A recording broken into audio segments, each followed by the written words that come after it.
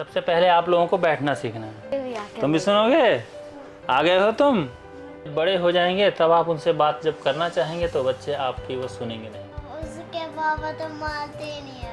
क्यों नहीं मारते? हर हर महादेव। पढ़ाई कब कर रहे हैं? सुबह कर रहे हैं, रात को कर रहे हैं, शाम को कर रहे हैं? और फिर से वही शब्द पढ़ेंगे।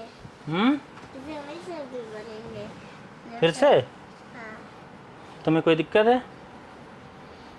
कोई दिक्कत नहीं है? सही से बैठना है। लेकिन सबसे पहले आप लोगों को बैठना सीखना है। कभी भी आप कहीं सत्संग सुनने जाते हो तो कोशिश करो अपने आप को ऐसे बिल्कुल स्ट्रेट रखने में, ठीक है? हाँ, मतलब कमर आपकी बिल्कुल सीधी होनी चाहिए और योग मुद्रा का धारण नहीं करना है, पर आपको अपने आप को सीधा रखना है। जैसे ऐसे करके बैठ जाओ, ऐसे करके बैठ जाओ, पर सीधा रखोगे। देखो बैठने में क्या है, एक मिनट रुको। जब हम बैठते हैं तो बैठते बैठते हमारे कमर में ना दर्द होने लग जाता है, ठीक है? लेकिन अगर हम इस तरह से बिल्कुल सीधा करके रखेंगे ना तो हमारे कमर में दर्द नहीं होगा। अगर हम कमर को ऐसे झुका के रखते हैं तो इसके ऊपर बल पड़ता है, जोर पड़ता है पीछे वाले हिस्से पे, ठीक है? और अगर ऐसे करेंगे तो भी, ऐसे तान के रखें तो भी जोर पड़ेगा। लेकिन इसको अगर बिल्कुल सीधा रखेंगे ना तो फिर जोर नहीं पड़ेगा। ऐसे में यहाँ पे जोर पड़ सकता है, लेकिन कुछ दिन तक अगर आप अभ्यास करोगे, प्रैक्टिस करोगे तो यहाँ का जो दर्द है पैरों का वो नहीं होगा। देखो जैसे जो संत महात्मा लोग हैं, बाबा लोग हैं, जो कथा सत्संग करते हैं, तो ये लोग बहुत देर तक बैठे रह जाते हैं। पापा हम प्रेमानंद के पास भी जाते हैं ना? हाँ, प्रेमानंद जी के पास जाते हैं। प्रेमानंद जी को प्रेमानंद जी कह के बोलते हैं। अपने से बड़े जितने भी लोग होते हैं ना, उनके आगे हम लोगों को जी लगाना होता है, उनको हमें आदर देना होता है। हमें अपने से बड़ों का आदर करना चाहिए, ठीक है? अपने से छोटों का भी आदर करना चाहिए, तभी छोटे हमारे आदर करेंगे।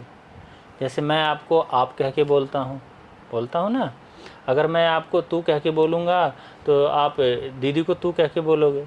इसीलिए मुझे आपको सिखाने के लिए मुझे आपको आप बोलना पड़ता है, ठीक है? हाँ, आपको आप बोलना पड़ता है। आपको आप बोलना पड़ता है। तो आज हम फिर से कुछ सीखने वाले हैं कल की तरह। तो छोटे बच्चों को सबसे पहली बात अपने मम्मी पापा की बात माननी चाहिए। आप अपनी मम्मी को सुबह प्रणाम करते हो? पैर छूते हो? रोज छूते हो? रोज छूता। प्रणाम करते हो? बिल्कुल। हाँ, रोज प्रणाम करना चाहिए। पापा ये नहीं करती है। ये अपने बारे में बता रही है कि बिल्कुल नहीं करती। इसके बारे में बता रही हूँ। तो इसके बारे में तो करता है, ये रोज ही प्रणाम करता है। मैं तो खुद हूँ ना।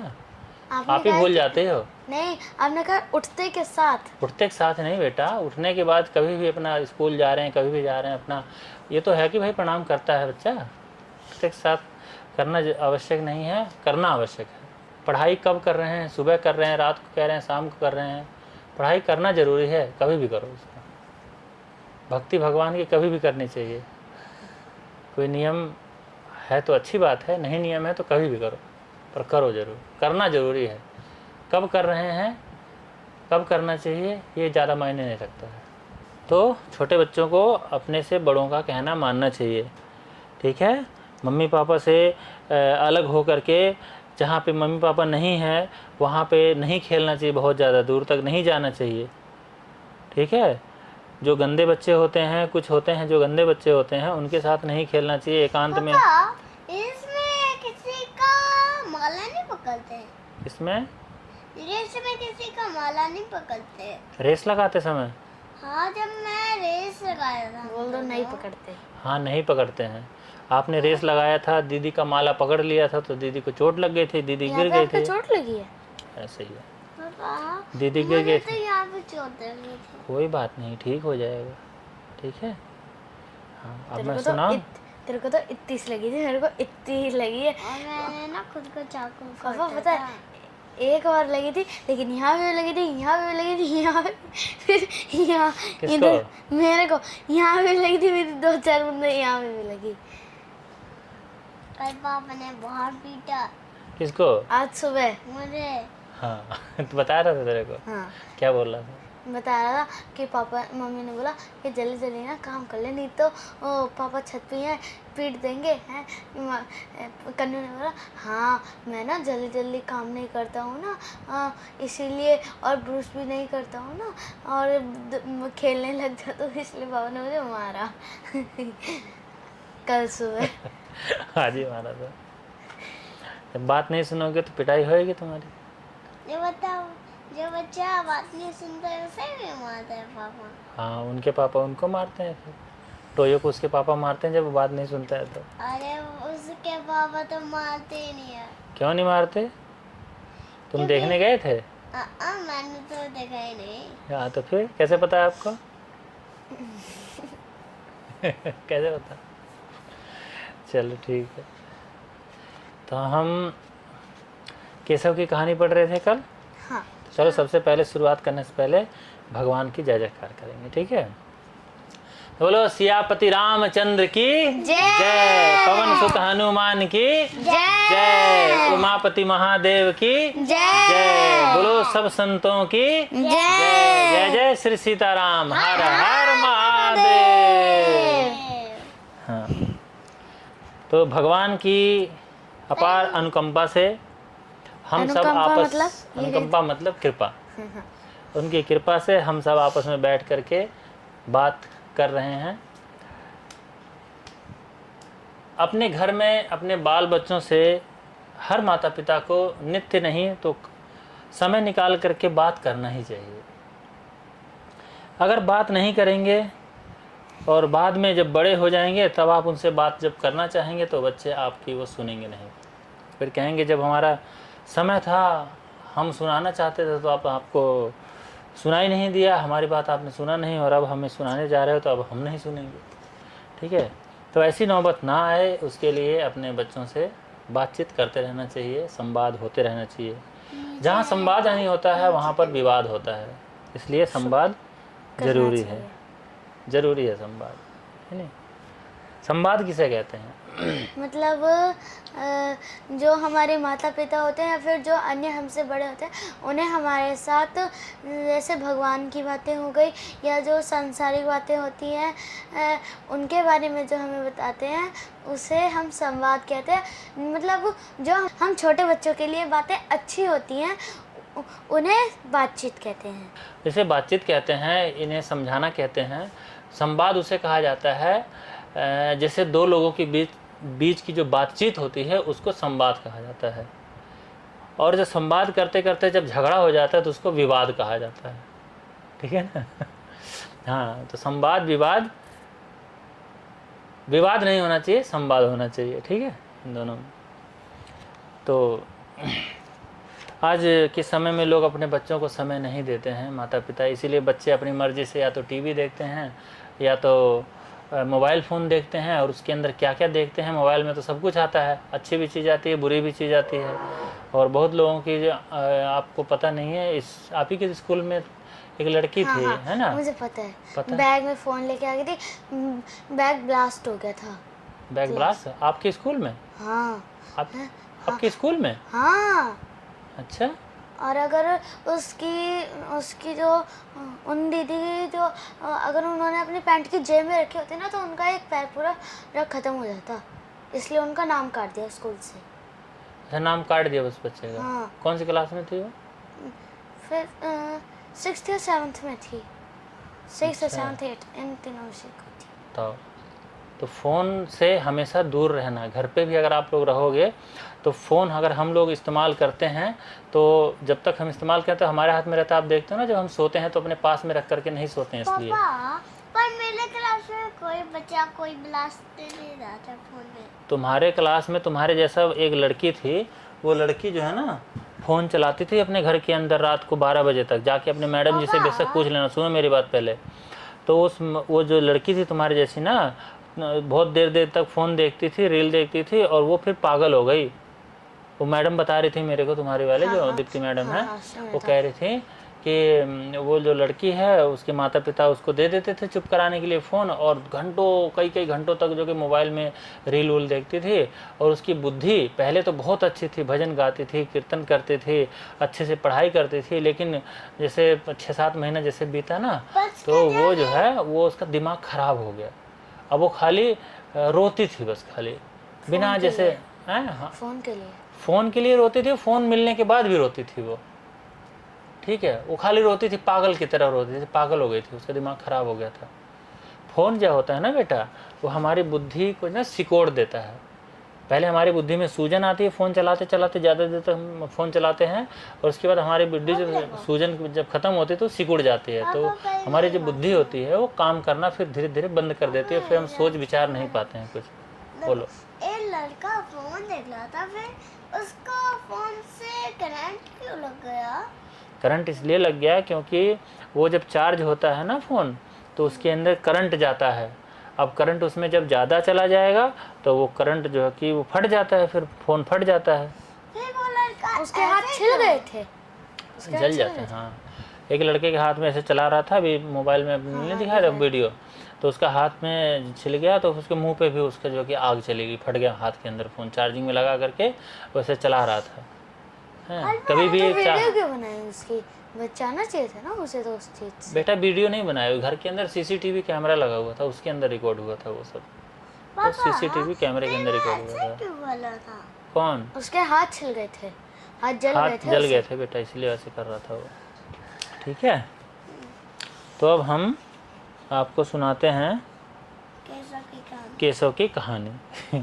कल कहाँ तक हमने क्या सुनाया था पता है आपको? हाँ, क्या? आपने कल कई तरह की बीमारियों के बारे में बताया था, और हमने कल इस चीज़ पे विश्राम दिया था कि जो केशव के जो पिता थे वो अनेक प्रकार की बीमारियों से, जो अनेक प्रकार की बीमारियां होती हैं, उनसे क्या चीज़ होती है ये बताने वाले थे आज। उससे बचने का उपाय बताने वाले हैं। हाँ। ठीक है। तो सब बीमारियों के बारे में जब उसके पिता ने उनको बता दिया, तो उन्होंने पूछा कि तब पिताजी इनसे बचने का उपाय क्या है, आखिर हम इससे कैसे बच सकते हैं? देखो तुम फिर शरारत कर रहे हो। बच्चे जो है ना ऐसे ही होते हैं, ये शरारत करना छोड़ते नहीं, मानते ही नहीं। लेकिन फिर भी हम लोगों को समझाना पड़ता है, ठीक है। तो पिता बोलते हैं, जब उन्होंने पूछा कि भाई इनसे बचने का उपाय क्या है, बच्चे ने जब पूछा, केशव ने, तो उसके पापा ने कहा कि इनसे बचने का सबसे बड़ा उपाय तो उस परमपिता परमात्मा ने ही हमारे शरीर के भीतर रख रखा है। हाँ, आपने बताया था। क्या? बीमारियों से बचने का उपाय परमपिता परमात्मा ने हमारे शरीर के भीतर पहले से ही रख रखा है। उसने हमारे अंदर करोड़ों सिपाहियों की एक ऐसी सेना तैयार कर दी है जो हर समय हमारे शरीर की रखवाली किया करते हैं और शरीर के एक सिरे से दूसरे सिरे तक दिन रात चक्कर लगाकर पहरा दिया करते हैं। जब कोई शत्रु हमारे भीतर घुसा कि इस सेना ने बहुत से सिपाही झट से उसके ऊपर छोड़ दिए, टूट पड़े और उसे मार मार कर बाहर निकालने की चेष्टा में लग जाते हैं। ऐसा इंतजाम भगवान ने हमारे शरीर में पहले से कर रखा है। मतलब कभी कभार जब हमें बुखार हो जाता है तो वो बहुत दिनों तक ठीक होते हैं ना, तो जो हमारे जो इस कहानी में बताया केशव के पिताजी ने कि जो परम पिता परमात्मा है उन्होंने हमारे शरीर के अंदर एक सेना तैयार करके भेजी है, जिससे वो हमारे, तो उस सेना को जो ये बीमारियां आती हैं इन्हें मारने में कई दिन लग जाते हैं। कभी कभी नहीं, कई दिन नहीं लग जाते हैं। कई बार क्या होता है कि कोई बीमारी छोटी होती है, कोई बड़ी होती है, ठीक है। अब देखो, जैसे आपके हाथ में कभी कोई स्क्रैच लग जाता है, कट जाता है थोड़ा बहुत, ठीक है। कन्नू आपका हाथ दिखाओ कहाँ कटा है, ये देखो ये कटा है ना। हाँ, ये कटा है। तो देखो ये जो अभी कटा है, जिस दिन कटा था उस दिन साफ अंदर तक का थोड़ा थोड़ा दिखाई दे रहा था। हाँ। अभी ये काला काला हल्का दिखाई दे रहा है। ये काला काला क्यों हो गया है? क्योंकि ये ना चिपक रहा है वापस से। हाँ, जब शरीर में कहीं भी कुछ कट जाता है या छिल जाता है तो उसी समय से वो ठीक भी होने लग जाता है, क्योंकि हमारे शरीर में पहले से ही वो सेना एक्टिव है, जो जब जानती है कि शरीर के अंदर यहाँ पे चोट लगी हुई है तो वहाँ पहुँच जाते हैं और उसको ठीक करने में लग जाती है। उसी दिन से ये ठीक होने लग जाता है। अब देखो अभी ये थोड़ा सा काला है, 2-3 दिन के बाद में ये पूरी तरह से मतलब ठीक हो जाएगा, पता भी नहीं चलेगा। 1 हफ्ते बाद बिल्कुल पता नहीं चलेगा कि कटा हुआ था यहाँ पर, समझे। तो ऐसे सेल्स होते हैं हमारे शरीर के अंदर, कुछ मतलब कुछ ऐसे पार्ट्स होते हैं, या हमारे शरीर में क्या कहते हैं, जो रोग प्रतिरोधक क्षमता जिसे कहते हैं, वह रोग प्रतिरोधक क्षमता ही है जो सेना के रूप में भगवान ने हमारे शरीर में भेज रखा पहले से, ठीक है। तो केशव बोला कि ओहो ये पिताजी सिपाही कौन है, पिताजी ये सिपाही कौन है आखिर। तो पिताजी उसके कहे, बोले कि ये हमारे खून के सफ़ेद कण हैं, हमारे खून के अंदर सफ़ेद कण होते हैं, ये सिपाही वो हैं। हमारे खून में 2 प्रकार के अत्यंत नन्हे नन्हे जीवाणु पाए जाते हैं खून में, ठीक है। वैसे ये विज्ञान के द्वारा बताई जाने वाली बातें हैं, ठीक है ना, वैज्ञानिक लोग जो कि इसको बताते हैं, लेकिन आजकल बच्चों के पास ये जानकारी कहाँ पहुँच पाती है, या बड़े के पास जानकारी नहीं तो बच्चे के पास कहाँ से पहुँचेगी। तो बताया जा रहा है कि नन्हे नन्हे जीवाणु पाए जाते हैं हमारे खून के अंदर, सफ़ेद सफ़ेद, एक लाल और दूसरे सफ़ेद। इनकी जो शक्ल है सिपाहियों की तरह घेरेदार हुआ करती है, ठीक है, घेरेदार शक्ल होती है इनकी। ये हमारे खून के जीवित कण होते हैं और खून के साथ साथ सारे शरीर में चक्कर लगाया करते हैं ये। इनमें से लाल कणों का काम, जो लाल कण होते हैं, लाल हैं, उनका काम तो होता है शरीर के तमाम अंगों को भोजन ढो करके पहुंचाना। हमारे शरीर जैसे कहीं पैर बढ़ाने के लिए, जैसे पूरा शरीर जब बढ़ता है ना, जैसे आप लोगों का शरीर है तो ये बड़ा होता है, तो जब ये शरीर बड़ा होता है तो अगर एक ही जगह खून वगैरह पहुंचेगा तो ये एक हाथ ही बड़ा होगा बस खाली, लेकिन पूरे शरीर के अंदर खून अगर पहुंचेगा तो पूरा शरीर बढ़ता है, ठीक है। जैसे किसी उंगली के ऊपर अगर आप रस्सी बांध दो तो वहाँ पे खून नहीं जाता है, पहुँचेगा नहीं वहाँ पे उसके आगे, ठीक है ना, उससे पीछे पीछे रहेगा, तो वो काला हो जाएगा। और कुछ दिनों तक अगर उसको ऐसे ही छोड़ दिया गया तो वो वहीं से सूख जाता है, उसका विकास नहीं होता है, वो विकास रुक जाता है, ठीक है ना। उसी जगह का बस, हाँ उसी जगह का। जैसे कोई बाबा इसलिए कहते हैं कि अपने हाथ में कभी भी रबड़ वगैरह नहीं बांधना, कभी यहाँ पे रबड़ नहीं बांधना कि टाइट करके बांध लिया तो इधर के खून नहीं आएगा, फिर वो समझे ना, कोई लोहा, छोटे छोटे रह जाएंगे। हाँ फिर हाथ छोटे छोटे ही रह जाएंगे, समझे। आपको मैं बताऊं, एक बाबा जी हैं जिन्होंने अपना हाथ ऐसे ऊपर कर रखा है, देखा तुमने? हाँ देखा है ना। हाँ, उनके नाखून इतने, हाँ नाखून इतने बड़े बड़े हो गए हैं, तो हाथ उन्होंने अपना ऊपर कर रखा है। तो हाथ ऊपर करने की वजह से उनके हाथ पे जो खून का प्रेशर है, जैसे हमारा खून जब चलता है ना तो यहाँ से चलता है तो यहाँ से इधर आ जाता है, इधर आ जाता है, ऊपर चला जाता है थोड़ा बहुत प्रेशर से, ठीक है। तो क्या बता रहा था मैं? आप बता रहे थे कि अगर उन्होंने अपने हाथ ऊपर करके रखे तो उनके नाखून बड़े बड़े हैं और उनका खून वहाँ तक पहुँच नहीं पाया। तो उनका खून जैसे कि ऊपर इस तरह से करने की वजह से ऊपर हाथ पे खून चढ़ा नहीं, इसलिए बाकी का शरीर तो उनका ठीक है, और ये जो वाला हाथ जो ऊपर है ये सूख गया, एकदम पतली लकड़ी जैसा हो गया, हड्डी जैसा दिखाई देता है। देखा था ना तुमने? हाँ, एकदम इतना पतला पतला, पतला पतला हो गया। पापा देखो, जब आज सुबह उठे थे नाखून इतने बड़े बड़े पूरे गंदे, ऐसे सूसू चिची बड़ा ये सब करते हैं, फिर माता पिता को प्रणाम करते हैं, फिर भगवान जी को प्रणाम करते हैं, फिर स्कूल जाते हैं। हाँ यही करते हैं रोज़, हमेशा याद रखो इस चीज़ को। स्कूल से आने के बाद में फिर थोड़ी सी पढ़ाई करते हैं, खाना खाते हैं, फिर पढ़ाई करते हैं, उसके बाद फिर नींद आ रही है मुझे नींद आ मैं तो इस बार नहीं होगा सी संभाली गई, वरना मैं पहले ना मुंह बंद रख ले, हो जाता है कंट्रोल। शरीर के अंगों को ढोकर पहुंचाना होता है उसका काम किसका? जो लाल कण होते हैं उनका। और सफ़ेद कणों का काम होता है कि शरीर की रक्षा करना। बहुत छोटे छोटे होने के कारण आँखों से ये दिखाई नहीं देते हैं ये कण, लाल और सफ़ेद, किंतु अणुवीक्षण यंत्र की सहायता से हम इन्हें जब चाहे तब देख सकते हैं। जिस समय किसी रोग के कीटाणु हमारे खून में पहुंचते हैं जिस समय किसी रोग के कीटाणु हमारे खून में पहुंचते हैं तो सफ़ेद कण हमारी रक्षा के लिए उनसे बड़ी तत्परता के साथ लड़ने लग जाते हैं, भिड़ जाते हैं उनसे। मतलब बिना डरे। हाँ, बिना डरने की बात नहीं है। जैसे कोई हमारे खून में कोई बाहर से कीटाणु आ जाते हैं, जैसे कि हमें कोई कीड़ा काट ले, ठीक है, तो जैसे ततैया होता है जब काट लेता है तो वहाँ पे सूजन होने लग जाती है ना, तो सांप भी काट जहर होता है उनके काटने में।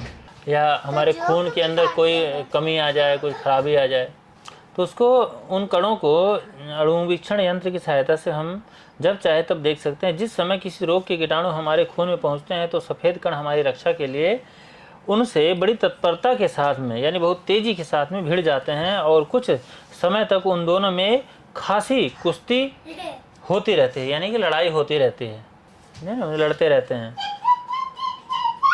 यदि हमारे सफ़ेद कण रोग के कीटाणु से, उन कीटाणुओं से रोग के जो होते हैं, शक्ति और संख्या में बलवान हुए तो वे उन्हें तुरंत नष्ट कर डालते हैं या कम से कम इनकी बाढ़ को रोक सकते हैं वो, जिससे हमारे शरीर को किसी तरह की हानि नहीं पहुंचने पाती है। वास्तव में यह भी नहीं मालूम होता है हमें कि हमारे शरीर में किसी रोग के कीटाणु ने प्रवेश किया था या नहीं किया था, किंतु यदि हमारे सफ़ेद कण इनसे कमज़ोर पड़े तो फिर वे स्वयं नष्ट होने लग जाते हैं, अगर सफ़ेद कण कमज़ोर पड़ते हैं तो। वास्तव में हमें यह भी मालूम नहीं होता है कि हमारे शरीर में किसी रोग के कीटाणु प्रवेश किया है किसी ने, ठीक है, किया था या नहीं किया था कुछ नहीं पता चलता हमें ना, बिल्कुल नहीं। यदि हमारे सफ़ेद कण शरीर के अंदर जो हैं इनसे कमज़ोर पड़ जाते हैं कीटाणुओं से, तो फिर वे नष्ट होने लग जाते हैं खुद ही, और रोग के कीटाणु तेज़ी से साथ बढ़कर सारे शरीर पर अपना अधिकार जमा लेते हैं, जिससे हम बीमार पड़ जाते हैं। हमको नहीं पता होता है कि हमारे शरीर में कौन से कीटाणु आए हैं, कौन से नहीं आए हैं। जब आते हैं थोड़े बड़े, जिससे आपको मैं बताऊं उदाहरण के लिए, जैसे कई बार बहुत लोगों को ऐसा होता है कि वो हल्का सा, जैसे ठंडा पानी वगैरह कहीं पी लिए तो हल्का सा सर दर्द वगैरह होने लग जाता है, सोचते हैं कि लगता है अब ज़्यादा तबीयत ख़राब होगा, जुकाम हो जाएगा, है ना, लेकिन थोड़ा सा गर्म पानी पीते हैं या कुछ ऐसा करते हैं, या नहीं भी पीते हैं, थोड़े समय के बाद में देखते हैं कि अपने आप ही वो ठीक भी होने लग जाता है, ठीक है ना। कुछ ऐसा लगता है कि कुछ होने वाला है, तबीयत ख़राब होने वाली है, लेकिन कुछ देर के बाद में अपने आप ही वो ठीक होने लग जाता है। ऐसा तभी होता है जब हमारे शरीर के जो है ना कि स्वास्थ्य रक्षक जो सेना है भगवान के द्वारा भेजी हुई, वो जब उधर से कोई गंदगी वाली चीज़ आई, गलत कीटाणु आए, उन्होंने हमारे शरीर पर कब्जा करना चाहा तो उन्होंने उनको लड़ करके भगा दिया, वहाँ से ख़त्म कर दिया, और जीत हो गई उनकी, और हम फिर बच गए बीमार होने से। जैसे ही हमें बीमारी होती है तो जैसे हमें बीमारी होती है उसी टाइम से हमारा बुखार ठीक होने भी लगता है थोड़ा। हाँ, देखो हमारा जो शरीर है ना बेटा, ये हमारा शरीर अपने आप में खुद का चिकित्सक भी है, खुद का डॉक्टर भी है, ठीक है। जैसे कि जब कट जाता है तो वह अपने आप ही ठीक होने लग जाता है। अब चाहे आप उसके ऊपर दवाई ववाई लगाओ, देखो आपको चोट लगी थी, इसके ऊपर आपने कोई दवाई लगाया? कोई दवाई नहीं लगाया, और ये ठीक हो गया ना। इस शरीर ने अपने आप ही अपने आप को स्वयं से ठीक कर लिया। ये रोग जैसे कट फिट जाता है तो ये ठीक उसका नहीं होता है जिसके शरीर में, जैसे शुगर जिसका बढ़ा हुआ रहता है ना, बहुत ज़्यादा शुगर की बीमारी कहते हैं जिसको ज़्यादा रहती है। शुगर तो वैसे सभी को होता है, लेकिन किसी का ओवर हो जाता है, ज़्यादा हो जाता है, तो उसको कहा जाता है कि शुगर की इसको बीमारी हो गई। तो उसका रोग ये ठीक नहीं होता है। अगर कट पिट जाता है तो उसका जो घाव है वो जल्दी भरता नहीं है। जो घाव भरने की जो क्षमता है वो हमारे शरीर के अंदर, हमारे रक्त के अंदर पहले से ही है, भगवान की कृपा से ये है। जो हमारे शरीर में सफ़ेद कण होते हैं वही हमारी जैसे कणों के हाथ में कटे तो वही चिपका देते हैं। हाँ, वही चिपकाएंगे, वही ठीक करते हैं। जैसे आपको ये चोट लगी वही इसको ठीक किए हैं, इसको, ठीक है ना।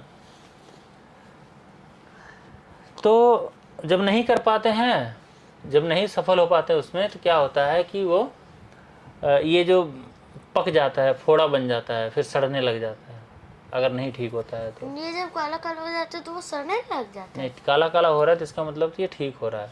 मवाद जब भरने जाते हैं, पीप मवाद जब भरने लग जाती है, मतलब अब ये जब फोड़ा होता है ना तो उसके अंदर में कुछ पीला पीला पीप हो जाता है, ठीक है, पक जाता है तो वो मवाद कहते हैं उसको, पीप कहते हैं, ठीक है। तो वो हो जाता है तो इसका मतलब हमारे जो शरीर में थी वो जीत नहीं पाई, वो इसलिए पक गया वो। तो केशव ने कहा कि सुनने में ये बात बहुत अद्भुत जान पड़ती है। तो पिताजी बोले हाँ, लेकिन ये है बात बिल्कुल सच। हम बहुत देखते हैं ऐसा कि कोई आदमी तो छुतहे रोगी के पास में दिन रात सोता बैठता है। जैसे जिसका छुआछूत वाला जिसको रोग हो रखा है, उसके पास में कोई व्यक्ति तो दिन रात बैठता है, उसकी सेवा किया करता है, लेकिन फिर भी वो बीमार नहीं पड़ता। लेकिन कोई व्यक्ति 10-5 मिनट के लिए ही वहाँ रोगी का हाल चाल देखने के लिए आता है और घर जब अपने जाता है और फिर वहाँ जाके बीमार पड़ जाता है। इसका कारण क्या होता है? इसका मतलब तो ये हो गया कि भाई अगर कोई व्यक्ति वहाँ पे उसका सेवा पानी कर रहा है तो फिर तो बीमार, जब दूसरा आ रहा है तो उसको बीमार नहीं होना चाहिए, और अगर दूसरा जब बीमार हो रहा है तो उसको भी बीमार हो जाना चाहिए, ऐसा होना चाहिए ना। लेकिन ऐसा होता नहीं है। लेकिन फिर भी अगर ऐसा होता है तो इसका क्या कारण है बताते हैं कि रोग जो होता है, रोग के छुतहे कीटाणु तो दोनों ही शरीर में प्रवेश करते हैं, किंतु पहला आदमी बीमार नहीं पड़ता क्योंकि उसके खून में सफ़ेद कण रोग के कीटाणुओं से अधिक बलवान है। उसकी जो रोग प्रतिरोधक क्षमता है, जो उसकी सेवा कर रहा है, उसकी ज़्यादा है। जो रोगी व्यक्ति की सेवा कर रहा है उसको रोग नहीं हुआ उसके साथ रहने से, लेकिन जो 5-7 मिनट के लिए उससे मिलने के लिए आया उसको रोग हो गया, क्योंकि उसकी रोग प्रतिरोधक क्षमता जो मिलने आया था उसकी कम थी, और जो सेवा कर रहा है उसकी रोग प्रतिरोधक क्षमता ज़्यादा थी। रोग प्रतिरोधक क्षमता कह लो या खून के अंदर सफ़ेद कण कह लो, ठीक है। जिसका बलवान होगा वो कण वो रोग से जीत जाएगा, उसको रोग नहीं पकड़ेगा, और जिसका कमज़ोर होगा वो रोग से मार खा जाएगा। अभी आप देखो इस चीज़ को बहुत लोग बताते हैं इम्यूनिटी को लेकर के, कहते हैं इम्यूनिटी जिसकी ज़्यादा रहेगी, रोग प्रतिरोधक क्षमता मतलब इम्यूनिटी, ठीक है ना। इम्यूनिटी बढ़ा करके रखने के लिए तरह तरह की चीज़ें, च्यवनप्राश ले और आयुर्वेदिक चीज़ें लो, काढ़ा लो, ये सब कुछ पिया जाता है ताकि हमारी रोग प्रतिरोधक क्षमता बढ़े, ठीक है। तो यही कारण होता है कि एक व्यक्ति सेवा कर रहा है फिर भी बीमार नहीं हो रहा, और दूसरा 5 मिनट के लिए आया और बीमार पड़ गया उससे छू करके, हैं, क्योंकि उसके खून में सफ़ेद कण उतने मजबूत नहीं थे और उन कीटाणुओं को वो दबा नहीं सके, खुद दब गए, ठीक है। तो केशव बोला तब इतने सफ़ेद कणों को बलवान बनाने का उपाय क्या है? इन सफ़ेद कणों को अगर हम कैसे बलवान बनाना चाहें तो कैसे बना सकते हैं? तो पिताजी ने कहा कि इन्हें बलवान बनाने का सबसे सुंदर और सीधा उपाय यह है कि हम बराबर ऐसे नियमों का पालन करते रहें जिनसे हमारे शरीर का बल और उनकी शक्ति बराबर बढ़ती चली जाए। कुछ ऐसा काम करना पड़ेगा। इसके लिए सबसे पहले हमें अपने खान पान और रहन सहन को ठीक रास्ते पर रखना होगा।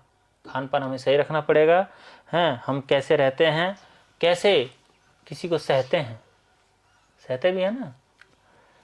तो केशव बोला कि खान पान हमें कैसा रखना चाहिए? तो पिताजी कहते हैं उसके कि खान पान का सवाल हमारे शरीर में और स्वास्थ्य के लिए बड़े महत्व का है। तुम जानते हो कि जो कुछ तुम खाते हो उसी से तुम्हारा खून बनता है शरीर के अंदर, उसी से तुम्हारा बल बढ़ता है और उसी से तुम्हारा शरीर भी बढ़ता है, बड़ा होता है। जन्म के समय तुम्हारा शरीर जैसा कैसा नन्हा सा था, किंतु आज इतना बड़ा हो गया है, किंतु आज इतना बड़ा हो गया है ना। उस समय तुम उठकर बैठ भी नहीं सकते थे, परंतु आज तुम उछल कूद कर छलांग मार सकते हो। अब तुम ही सोचो कि यह हमारे शरीर और इतना बल हमारे में कहां से आया? सोचो, भोजन से ही ना। ये कहां से आया? भोजन करने से। भोजन हम करते हैं उससे शक्ति प्राप्त होती है हम लोगों को। इसलिए अस्तु हम क्या खाएं और कैसे खाएं इस विषय में हमें सदैव सावधान रहना चाहिए। हमें क्या खाना चाहिए क्या नहीं खाना चाहिए इसके ऊपर हमें हमेशा विचार करते रहना चाहिए, और जो खाने की चीज़ें वही खानी चाहिए और जो नहीं खाने की चीज़ें उसको नहीं खाना चाहिए, ठीक है। बहुत लोग स्वाद के मारे कुछ चीज़ें खाते कुछ नहीं खाते हैं, जैसे कि हरी सब्जियां होती हैं, साग होते हैं, खीरा, ककड़ी, मूली, ये सब होता है। ये हमारे शरीर के अंदर की जो रोग प्रतिरोधक क्षमता है उसको बढ़ाते हैं। लेकिन बहुत लोग कहते हैं नहीं हमें साग नहीं खाना हैं। बहुत कहते हैं कि नहीं जी हमें जो है कि खीरा नहीं खाना, हमें अच्छा नहीं लगता है। बहुत कहते हैं हमें रोटी नहीं खाना है, हमें दाल नहीं खानी है ना। तो ऐसा कहने वाले अक्सर ऐसे सूकड़े से रह जाते हैं। जो खाने वाली जितनी चीज़ें हैं, चाहे वो अच्छी लगें चाहे ना अच्छी लगें, अगर अच्छी लग रही हैं तो स्वाद के साथ खा लें हम, और अगर अच्छी नहीं लग रही हैं लेकिन हमें पता है कि हमारे शरीर के लिए ये सही हैं, तो हमें उसको औषधि की तरह खाना चाहिए। औषधि हमें अच्छी नहीं लगती है ना। दवाई स्वादिष्ट लगती है क्या? दवाई स्वादिष्ट लगती है? एक बार लगी थी है वो मीठी मीठी कुछ होती है बच्चों वाली, वो स्वादिष्ट लगती है, बड़ों वाली दवाई स्वादिष्ट नहीं लगती है। तो जैसे दवाई को हम मुंह बना करके खा लेते हैं, ये जानते हुए कि ये शरीर हमारे मतलब शरीर को फायदा करेगा, हमारे शरीर को ठीक करेगा, इसी तरह से औषधि रूप से ही हमें उस अन्न को भी ले लेना चाहिए जो हमें अच्छा नहीं लगता खाने में, क्योंकि वो हमारे शरीर को फायदा पहुंचाने वाला है। वास्तव में हम जो कुछ भी खाते पीते हैं बेटा, वो हमारे शरीर में औषधि रूप से ही लगता है, ठीक है ना। हमारे शरीर को देखो, दवाई जब हम लोग खाते हैं तो दवाई खाने से हमारे शरीर का रोग दूर हो जाता है ना। जो हमें तकलीफ होती है वो दूर हो जाती है, ठीक हो जाते हैं हम।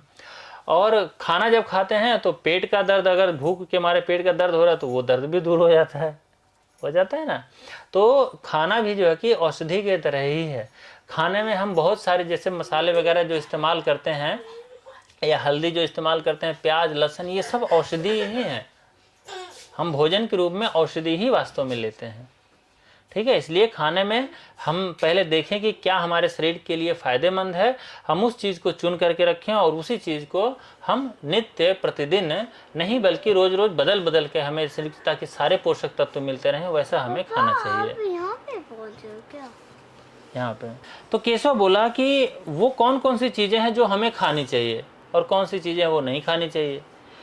तो पिताजी बोले कि ताजे फल खाना चाहिए, ठीक है। फल जो होते हैं वो ताजे होने चाहिए, ताजे होने चाहिए, मतलब सड़े हुए नहीं होने चाहिए। केले, सेब, फल, आम, ये सब खाने चाहिए। हाँ, दूध पीना चाहिए। दूध भी तुम्हें दूध में अच्छे लगता है ना।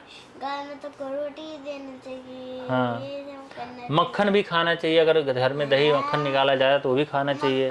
मेवों का स्थान इस विचार से सबसे ऊंचा है। मेवा में से गोलागरी हो गया, सुन लो भाई।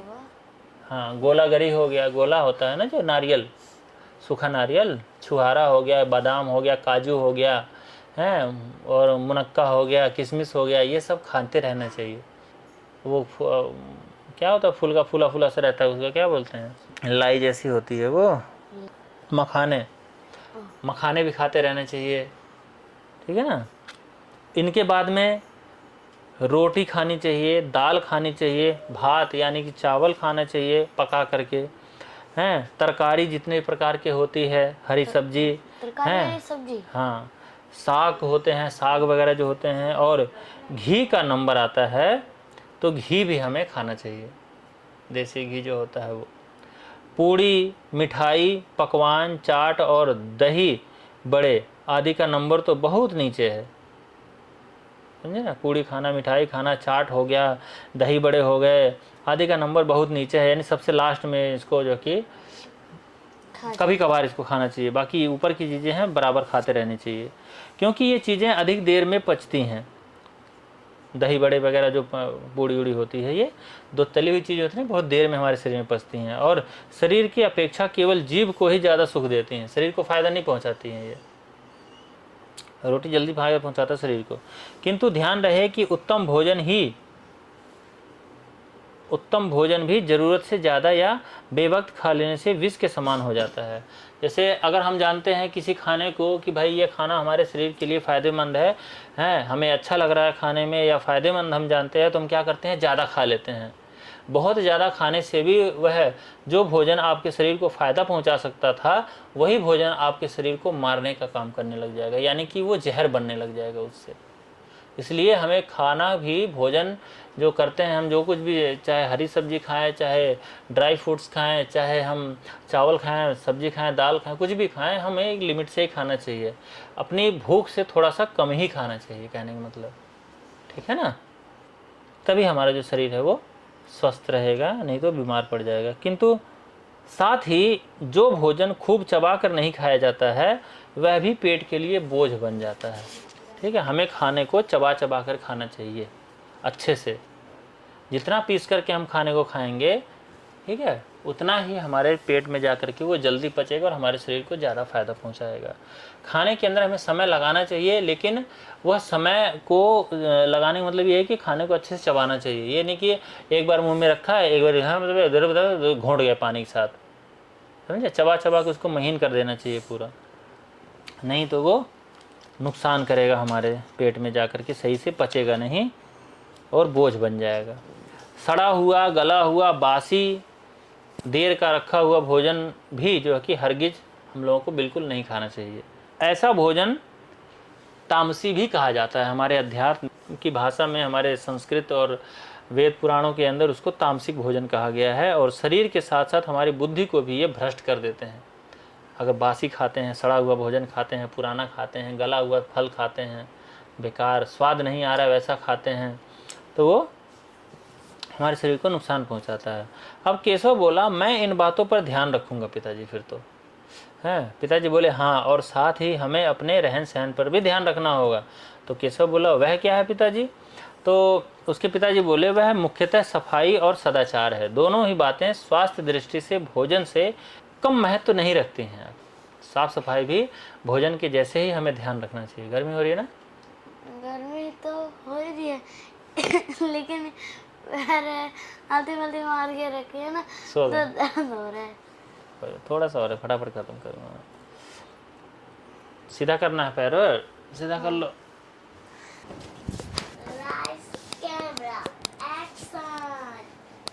ये देखो, ये भी आके तुम भी सुनोगे?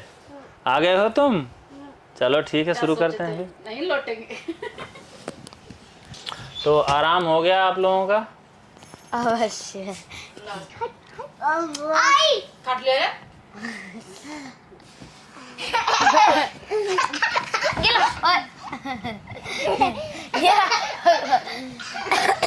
तुम यहाँ से चलो। तो किसको बोला इन बातों पर मैं ध्यान रखूंगा? तो पिताजी बोले हाँ, और साथ ही हमें अपने रहन सहन पर भी ध्यान रखना होगा। वह क्या है? केशव ने पूछा।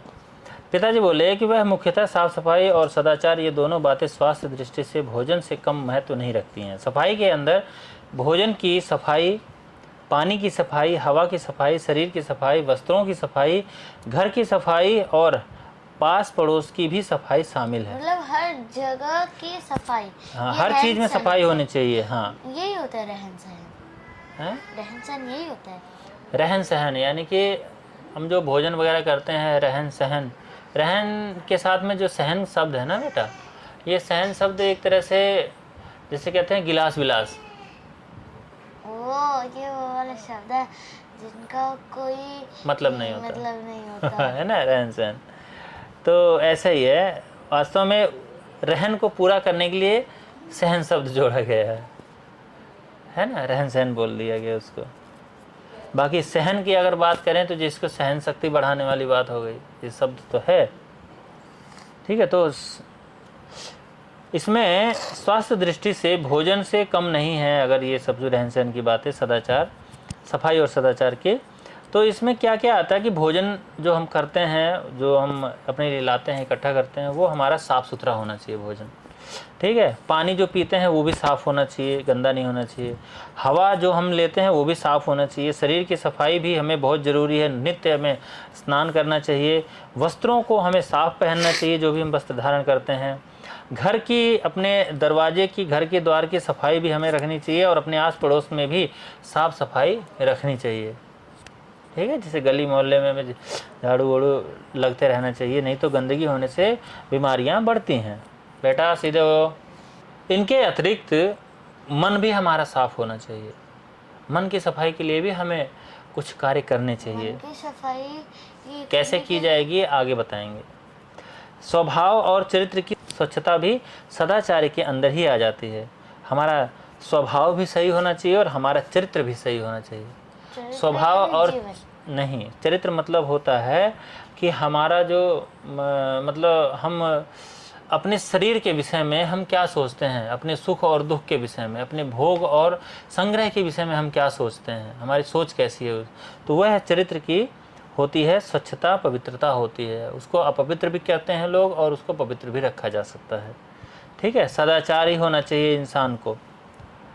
इस प्रकार अपने रहन सहन में हमें सब प्रकार की सफाई और निर्मलता लाने की ज़रूरत है। याद रहे कि जितने भी प्रकार के रोग और रोग के कीटाणु हैं सब गंदगी में ही पनपते हैं। सफाई और प्रकाश में उनकी बाढ़ और क्षति जो होती है वो क्षीण होती है। यानी साफ सफाई जहाँ रहती है वहाँ पर अगर वो आते भी हैं ना तो आते आते रास्ते में ही मर जाते हैं, लेकिन गंदगी जहाँ रहती है वहाँ पर जब वो आते हैं कीटाणु हमारे शरीर को नुकसान पहुँचाने के लिए, तो वो घर तक हमारे आ जाते हैं, हमारे शरीर तक पहुँच जाते हैं, क्योंकि हमने उनके लिए रास्ता बना रखा है गंदगी वाला। उनके लिए गंदगी वाला रास्ता मिलेगा तो आ जाएंगे, और सफाई वाला रास्ता मिलेगा तो वो कीटाणु नहीं आएंगे। साथ ही सफाई और प्रकाश हमारे खून के कणों को बल देते हैं। सफाई और प्रकाश, हमें उजाले में रहना चाहिए, अंधेरे में बहुत देर नहीं रहना चाहिए। इससे हमारे रोगों को रोकने की शक्ति आ जाती है। इस प्रकार सफाई हमारी दो तरह से सहायक होती है। एक ओर तो वह हमारी शक्ति को बढ़ाती है और दूसरी ओर वह हमारे शत्रुओं की शक्ति को क्षीण करती है, यानी कि नष्ट करती है।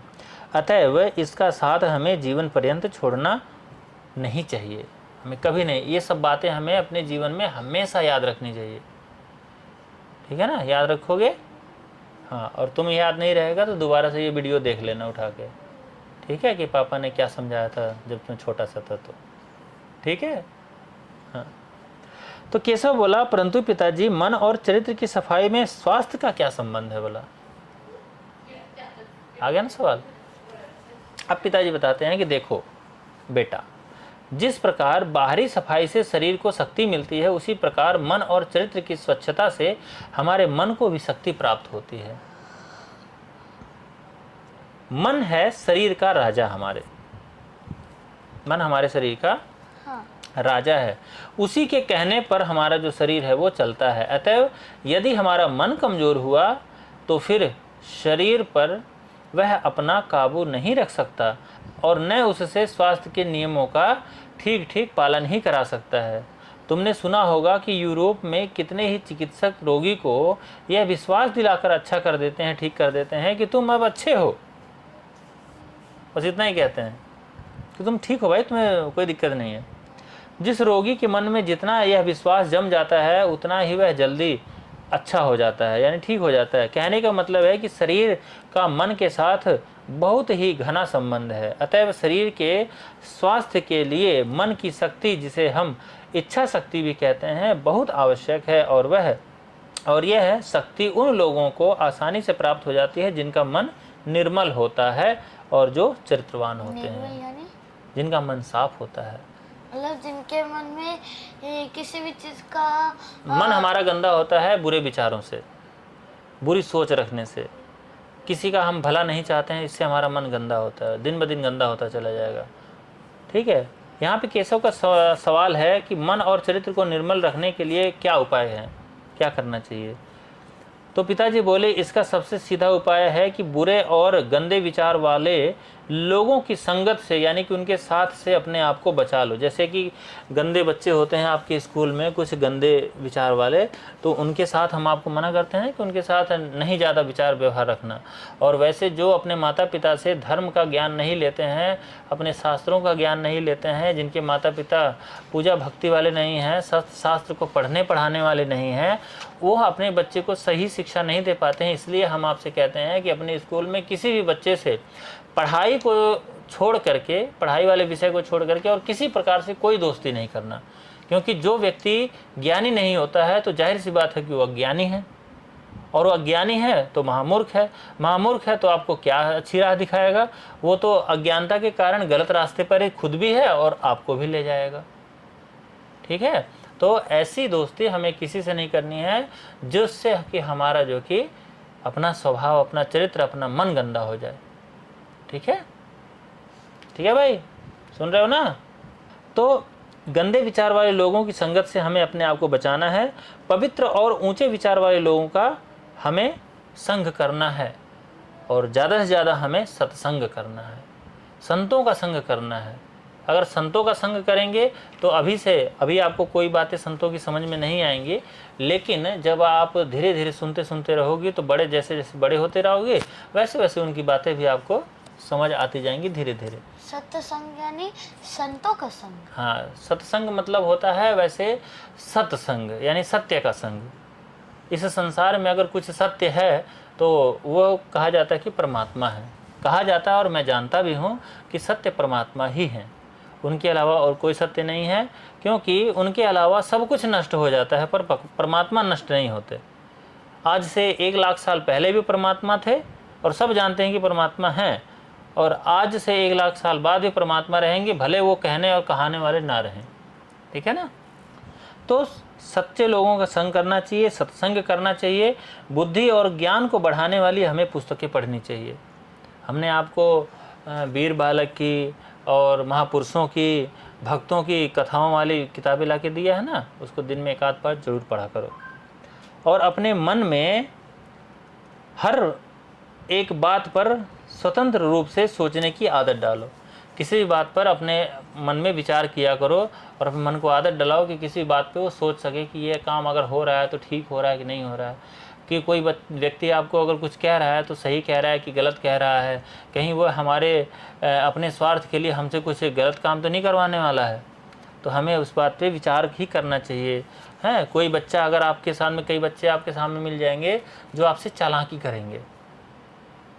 ठीक है, चालाकी किया आपने के साथ, किसी ने नहीं किया, आगे मिलेंगे जो आपसे चालाकी करेंगे, तो वहाँ पे हमें आपको सावधान करना है। मैं आपको बताऊंगा वो तरीके कैसे कैसे सावधान होना है जिससे कि आप उनकी चालाकी कैसे करते हैं।